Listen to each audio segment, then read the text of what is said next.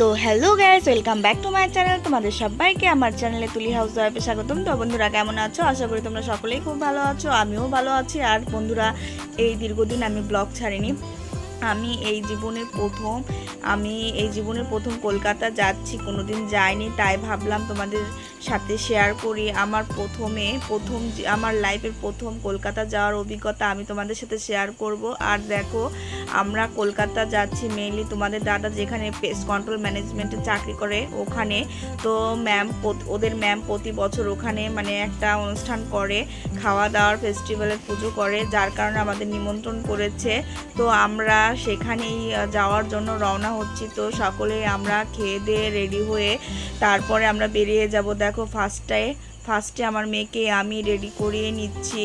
তো মেয়েকে রেডি করানো হয়ে গেলে আমরা সকলে মিলে রেডি হব। সকলে বলতে আমি, তারপরে আমার দেওর আর তোমাদের দাদা আর মনি, এই তিনজনে যাব। আর এই প্রথম আমি কলকাতায় যাব, ট্রেন জার্নি করব। এই ফার্স্ট টাইম আমার লাইফে আমার যে কতটা মজা হচ্ছে আমি তোমাদের বলে বোঝাতে পারবো না। এই ফার্স্ট টাইম আমি কলকাতা যাচ্ছি।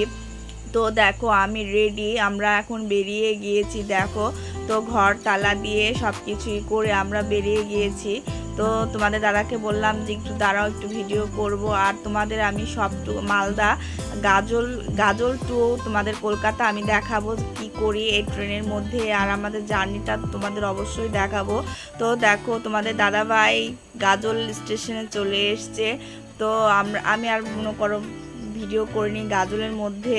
তো টোটো চালিয়ে এসেছি আমাদের নিজেদের টোটোতেই। আর দেখো, গাজল স্টেশনে এসে আর গাড়ির জন্য অপেক্ষা করছি। তো গাড়ি হচ্ছে 10টায়, আমরা 9:13-তেই পৌঁছে গিয়েছি স্টেশনে। বলো তো, আগে গিয়ে যাওয়াই ভালো বাচ্চা নিয়ে, যার কারণে অতটা রিস্ক না নিয়েই উঠে পড়েছি 10টা বাজার আগে। এই দেখো, অবশেষে ট্রেনে উঠেই পড়েছি।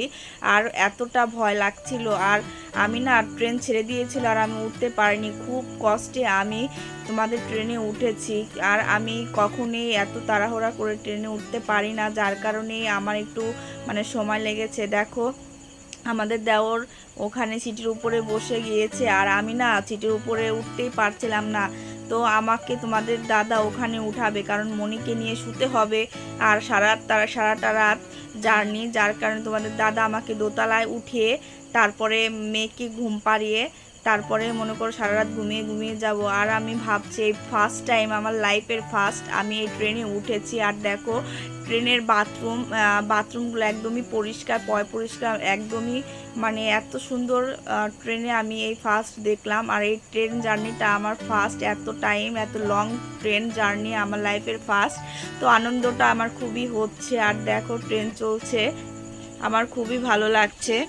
আর আমি কখনোই কলকাতা যাইনি, তোমরা অবশ্যই ভালো করে জানো। আর 12টা বাজে এখনও আমার মেয়ে ঘুমায়নি। আর ট্রেনের মধ্যে ঘুম হয় বলো, আর একদম ট্রেন ঝাঁকে। যাই হোক, অনেক কষ্টে এখন বাজে রাত 12টা, আমার মেয়ে ঘুমিয়ে পড়েছে। দেখো, দোতলায় উঠে এতটুকু একটু সিট, এই সিটের মধ্যে সবাই লাফিয়ে উঠছে, 2-3 জন শুচ্ছে। আর আমি আমার মেয়েকেই নিয়ে শুতে পারছি না। আর অনেকেই ওই ব্যাগ রাখা ওখানে দেখছো, ওখানেও লাফতে ঘুমায়। আর আমার খুব খারাপ লাগছিল। যাই হোক, বিশ্বাস করো, একটু আমি ঘুমাইনি। আর আমার ব্লগ ছাড়ার 2-3 দিন আমি হয়ে গিয়েছে, আমি ব্লগ ছাড়তে পারিনি, তাই ভাবলাম যে আমি ব্লগগুলো ছাড়বো। আর এই দেখো, সকাল 5:30 বাজে আমরা শিয়ালদা স্টেশনে পৌঁছে গিয়েছি, কলকাতা পৌঁছে গিয়েছি।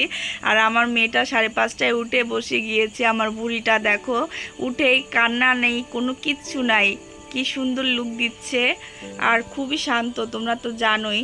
তো দেখো, ঘুম থেকে ওঠার পরে আমার কি অবস্থা, একটু ঘুমাতে পারিনি। যাই হোক, মেয়ের সাথে একটু ঘুমিয়ে পড়েছিলাম। আর তোমাদের দাদা তো সারা রাতই জাগনা রয়েছে, আমার কি লাগবে না লাগবে।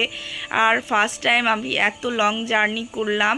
আর লং জার্নিটা মানে আমার পক্ষে খুবই কষ্টে হয়েছে। আর দেখো, শিয়ালদা স্টেশনটা কত বড় আমি তোমাদের নেমে দেখাচ্ছি।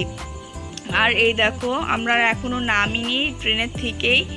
আর এই দেখো, এই ফার্স্ট টাইম আমি এত বড় মানে স্টেশন দেখলাম, আমার এই লাইফের ফার্স্ট কলকাতা শিয়ালদা স্টেশনটা এতটাই সুন্দর, খুবই মনোমুগ্ধকর। আমি মানে হেঁটেই যাচ্ছি আর দেখছি স্টেশন শেষই হচ্ছে না, এত বড়। তো বন্ধুরা, তোমরা কমেন্ট করবে তোমরা কারা কারা কলকাতায় আছো বা কাদের বাড়ি, কে কোথায় থাকো। তো আমি গিয়েছিলাম হচ্ছে হাওড়া। তোমাদেরকে আমি হাওড়া ব্রিজটাও ঘুরে দেখাবো অন্য একটা ব্লকে। তো বন্ধুরা দেখো, আমার অতটা অভিজ্ঞতা নেই, আমি তারপরও একটু একটু ব্লগ করছি, একটু একটু ভিডিও করছি, আর লোকেরা আমার দিকে তাকিয়ে আছে। যাই হোক, দেখো এখন আমরা এখান থেকে বেরিয়ে যাব। তো এখানে বাইরে গিয়েছিলাম, তো আমার দেওরও বাইরে গিয়েছিল। তো ওখান থেকে বেরিয়ে সোজা একদম মানে তোমাদের হাওড়া ব্রিজের ওখানে চলে যাব। আর ওখানে একটা ব্লগ আমি তোমাদের সাথে পরের ভিডিওতে শেয়ার করব। এখন আর আমি অত কিছু দেখাতে পারছি না, সারা রাত জার্নি করে।